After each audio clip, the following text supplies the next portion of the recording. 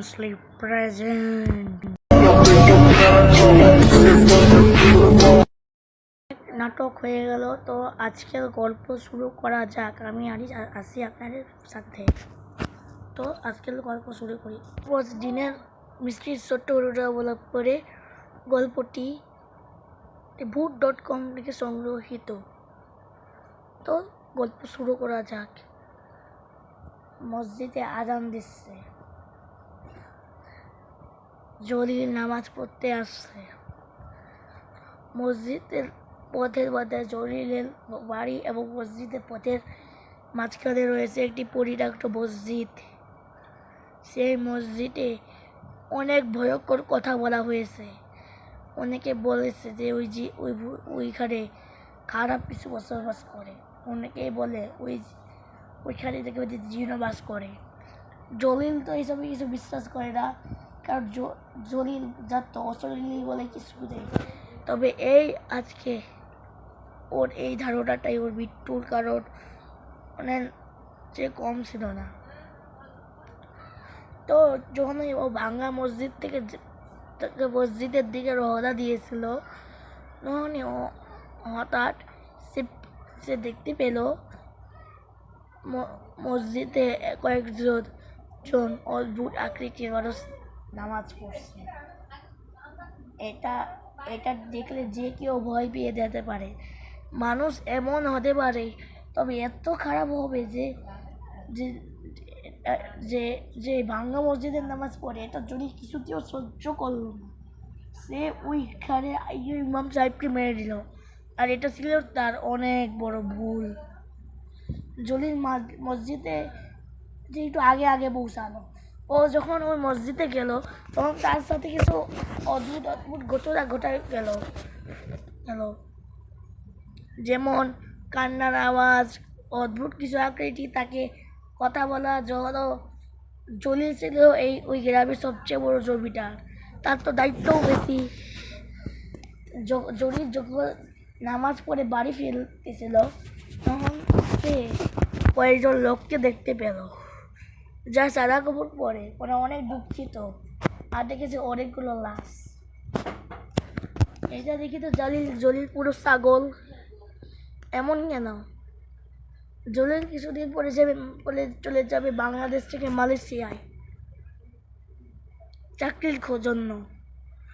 একটু কাজ হয়েছে ওইখানে, চাকরির ওইখানে একটু কাজ হয়েছে। আমার পরে একটু ভুল হয়েছে। তো যখন ও যাচ্ছিল, তখন এমনি এই যে ছবিটা দেখতেছেন না, একটা ভয়ঙ্কর পেতনির মতো কে যেন একটা কোনো এক পরী তার সামনে এলো। পরীটি বলল, তোমাকে আজকে না খেয়ে আমি চাইলাম না, তুমি আজকে আমার ভাইজিদের মারিয়েছ। তো আজকের গল্পে আসে আপনাদের জন্য একটা সারপ্রাইজ। তো ওই সারপ্রাইজটা কি, তার জন্য ভিডিও যথাযথভাবে পুরো দেখবেন। সত্য ঘটনা না, আমার এই গল্পে বেশি ভূত আমি দেইনি মানে থাকবে না।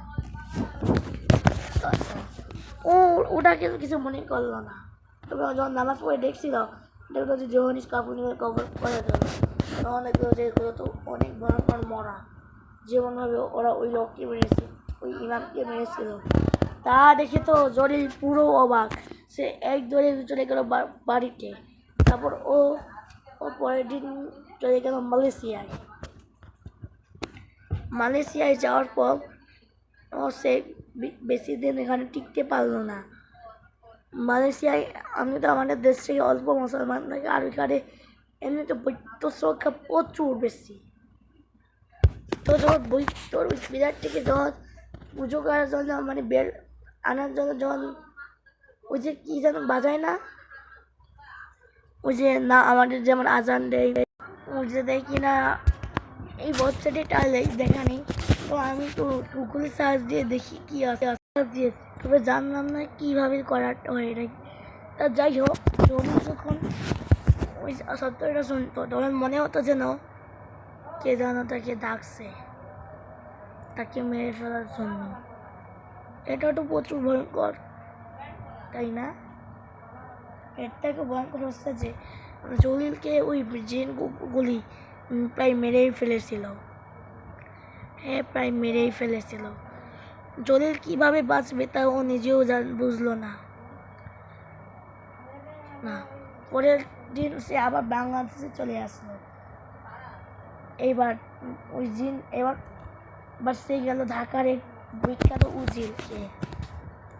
সে উজিরের নাম হচ্ছে কবিরাজের নাম রিয়াজউদ্দিন সুমন। তো সুমন ওর নাম হচ্ছে সুমনই হবে। তো সুমন কয়েকজন জিনকে আনলো। জিনগুলোকে জিজ্ঞাসা করলে জিনগুলো বলে ওরা নাকি বলেছে তাদের ইমামকে মেরে ফেলেছে, তাই জলিলকে এর জন্য তারাও মেরে ফেলবে। তো ওদের নাম রিয়াজ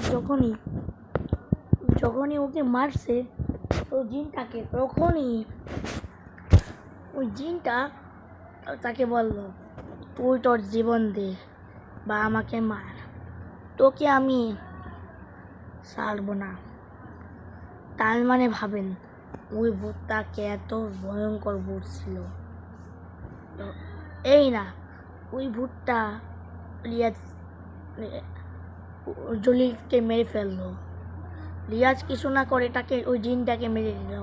আর এখানেই আজকের গল্প শেষ।